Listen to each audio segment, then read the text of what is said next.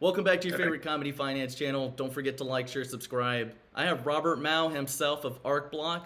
He's investing the time with us to just talk to us about ArcBlock and get us updated. This video, Dion is going to do 5% talking and Robert Mao is going to do 95% talking. So, welcome to the show, Robert. Just thank you for taking the time to speak with us and get us updated here at ABT community. So, yes, thanks a lot. It's my pleasure to be here, and I'm really glad a lot of people finally discovered our blog, what we have done, and I feel super excited to be able to communicate directly in the community to share what our vision is, what we have done, and what we are expecting in the future. Awesome. So, I'll get straight to the point. They have a ton of questions that we wanted to go over, and I know you don't have too much time, but, I want to go over I think we have about 10 or 15 questions, maybe. but, let's start with, you talked to us about the roadmap and how you wanted to talk to us about what's coming for ArcBlock from here going forward. So let's start up with, what do you see happening for ArcBlock in the next 5 years? Well, this is sounding like an interview questions, right? What do you see yourself in 5 years, right? So actually, when we talking about what's the future of the five, my throat is a little bit. You probably need to cut that off. Yeah. So when we talk about what's the future of the 5 years, probably we can look backward what in the last 5 years, have happened for the industry and for what our block do, right? So basically, starting from year 17, when I started our block, I see there's a huge need that is for basically there's a huge gap that is for the decentralized apps. Mm-hmm. Everybody at the time are just talking about how to create a new coin, how to build a new blockchain. But actually, what we see is the future of the world. We really need applications, right? So the issuing a coin, be able to kind of transfer the coin or use that for the payment or something is just one user scenarios. There's millions or more user scenarios that can take advantage of the blockchain.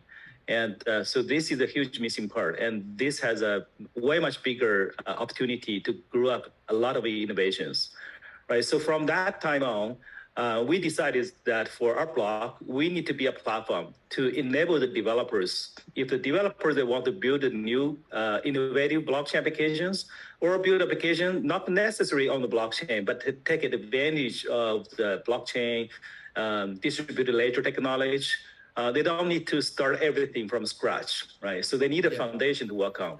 So that's exactly what our block is building, right? So in the past 5 years, and we have kind of turned this vision from just something on the vision as a vision on the paper into something that is actually usable. All right. So in the next 5 years, I think our vision and our goal is turn the platform into the reality, into the real foundation of a lot of more applications.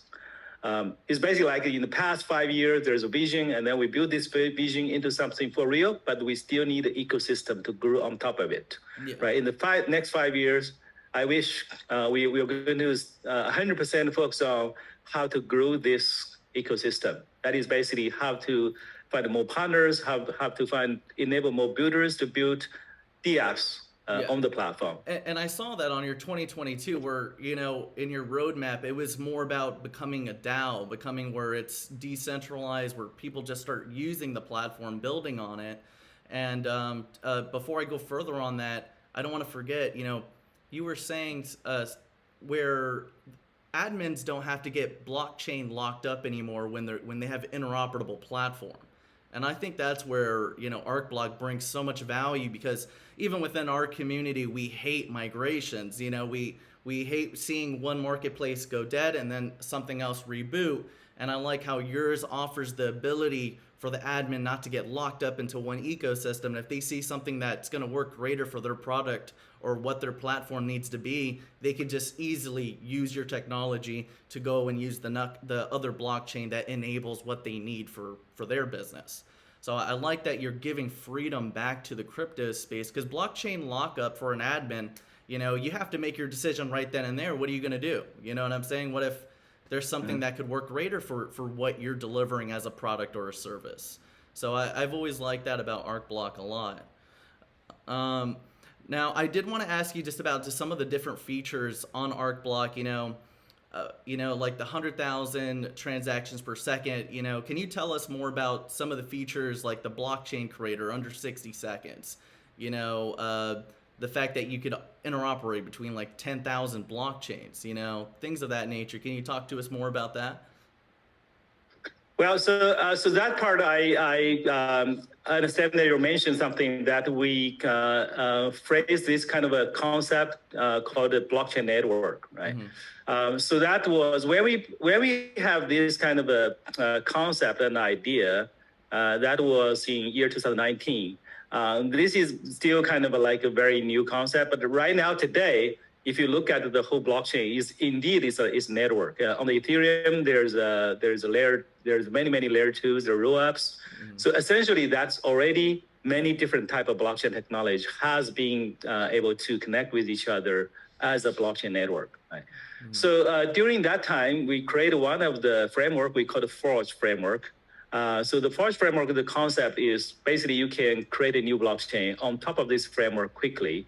And so since most of those blockchains foundation part already are the building blocks. So if you need to create some kind of new blockchain, new application, you don't really need to build everything from scratch, right? You just customize a few of the parameters, and everything is there, and boom, and you get one, right? Yeah. But during the time, we have kind of evolved from that concept, because right now we're thinking, okay, for the DApps developers, do you really need a blockchain? Do you really need your own customized blockchain? The answer is probably no, it's not, right? So right now you can still use our component to create a private or customized blockchain quickly as before, but we kind of more encouraging people to kind of build applications on top of all the existing ecosystem. For example, our block, we have our own blockchain technology. We have but it's not necessary you build application only on our block. You can build Ethereum applications. You can build a Solana application. Basically, you can work on any blockchain. So this is one of the feature, one of the vision that when we build our block, we want our block to be called a blockchain agnostic.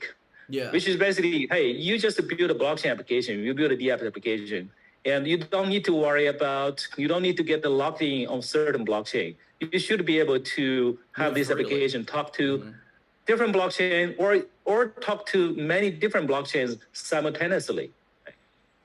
That's awesome. I thought that was one of the biggest things for me, as our community has already seen like so many projects do things of that nature where they get locked in and then they go and say, they want to go to some other blockchain or whatever the case. So I like that you offer that freedom to just have that ability. I think that's huge. However, I still want to, as an engineer, I still want to be precise.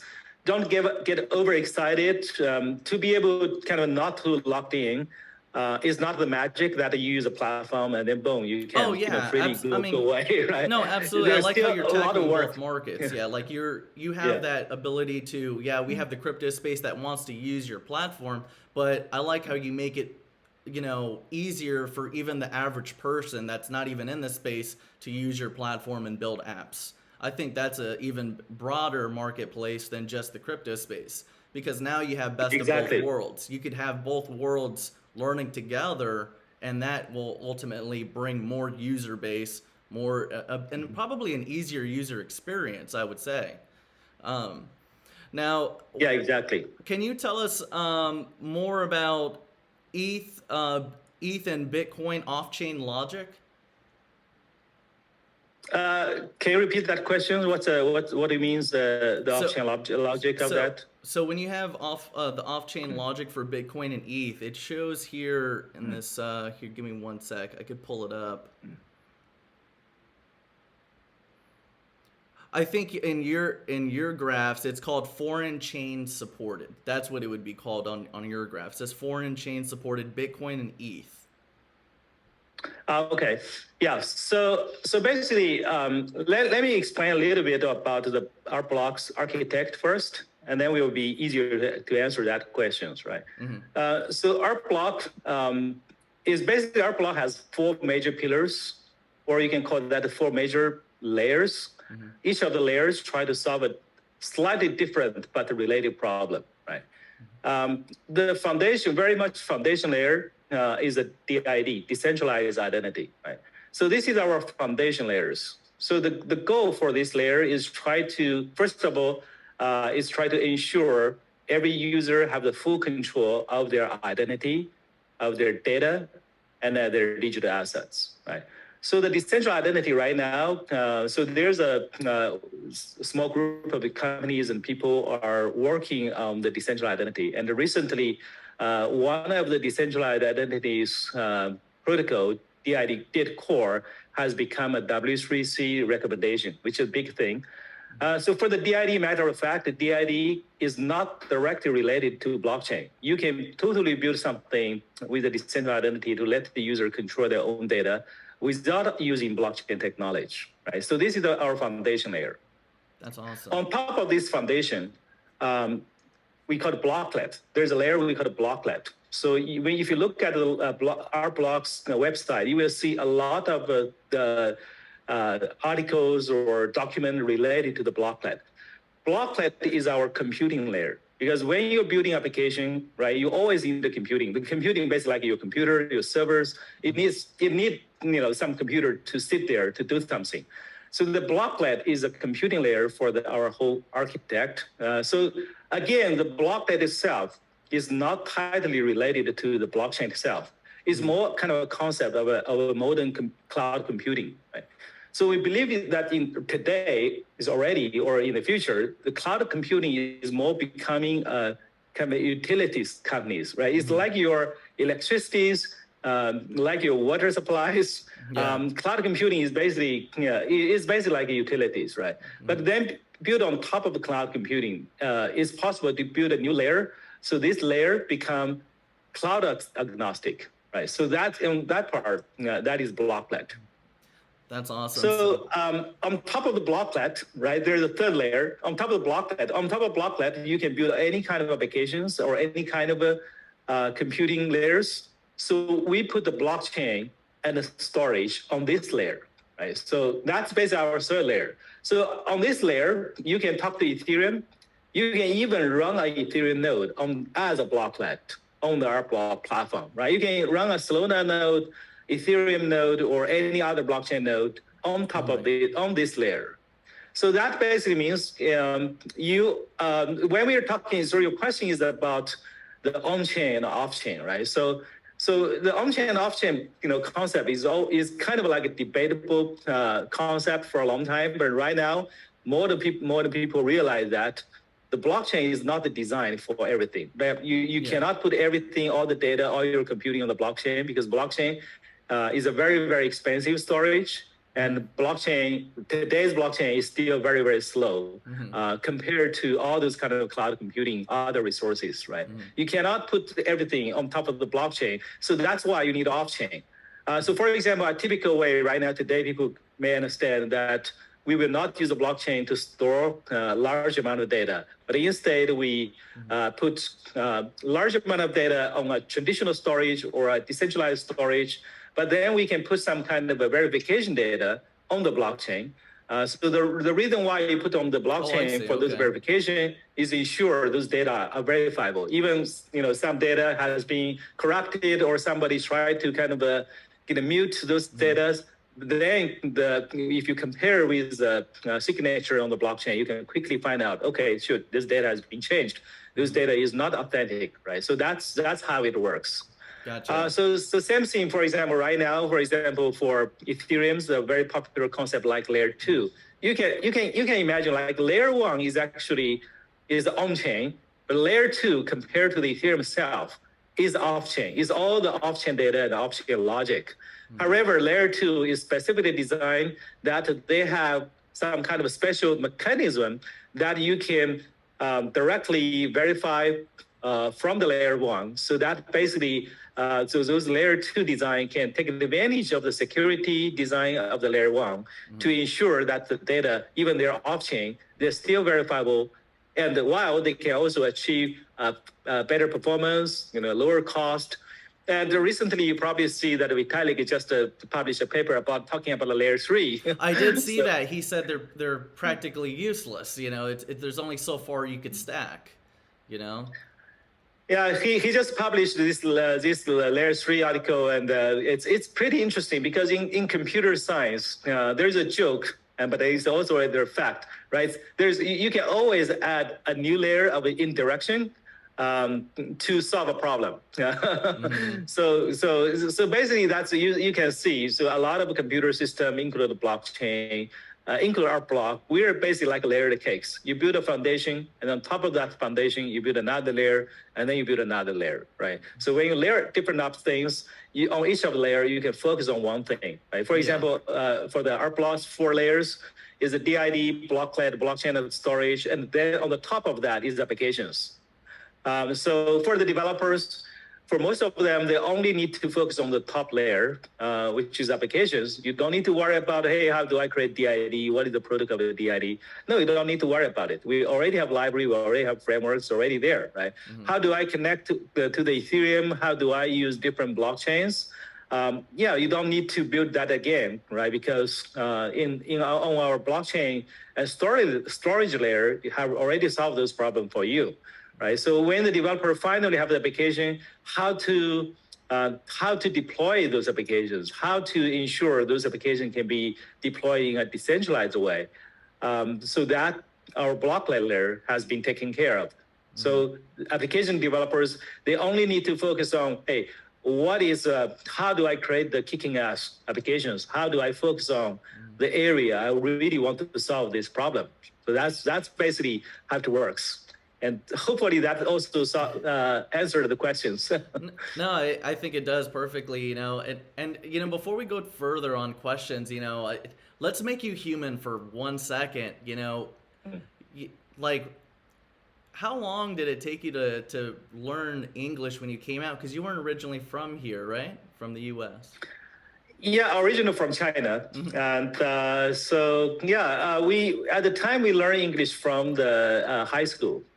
I'm telling you, your English is really good. I some people, have spoken to me where they're like he speaks really well, and I'm like, well, of course, if you come over here, you're gonna end up, learning it faster than others or whatever the case. But I didn't know that they even taught it over there at all. I'm not too familiar with the country myself, so it's always good to learn little different practices over there, or what they teach you and things of that nature. I've never been out of the country before, so it's very different for me. I've always been here in the States. I'm glad that you think my English is okay, right? No, it's really good. Super good. When I talk about the technology, I think my English is perfect, right? But when you reach those jokes, I probably don't get it, right? It's the joke. I don't know what they're talking about. No, a lot of people were. I'm impressed. So All right. So here's another question. So you're a steering member of the WTIA. What's that like? And, we saw a bunch of different companies coming together there, like Amazon, T-Mobile, BlackRock. The list is tremendous, actually, of how many people are participating in that movement. And I'm sure it's to push forward bills, correct? Yeah, so WTIA. So basically, I'm a steering member of the called the Cascadia Blockchain Council, right? So that is the part of the organization of the WTIA, which is a much bigger and broader associations. So the reason that we are I'm the founding member and the company is a founding member, and so I'm glad they accept me and let me to be a member of the steering committee. So basically, I think it's mostly for the effort. I think mostly should thanks for Nick and Ari, and so they're do most of the heavy lifts. Yeah. And we did quite a few things. For example, one of the important things is we want to be a voice to present to the government, to let the government and the politicians understand what's actually going on the technology side. Right? Yeah. So we have actually proposed, worked with the government and with some. To propose a few of those bills, introduce a few bills, and I think one of the bills already passed into the law. In March, I believe it was. I saw that. So I remember when I was doing some digging on ArcBlock, I was like, oh my God, these people are busy and they've been under the radar, Like, where have you guys been? There's so much you guys are doing in the behind the scenes. A lot of people had no idea you even existed. Honestly, that all need to thanks for Nick and Ari who run this console. They put a lot of time. It need a lot of tremendous connections. For us, we just act as an industry expert. So what I contribute is basically just contribute some time, to put up some document, give some reviews from the technology side. But they did most of the heavy lifts.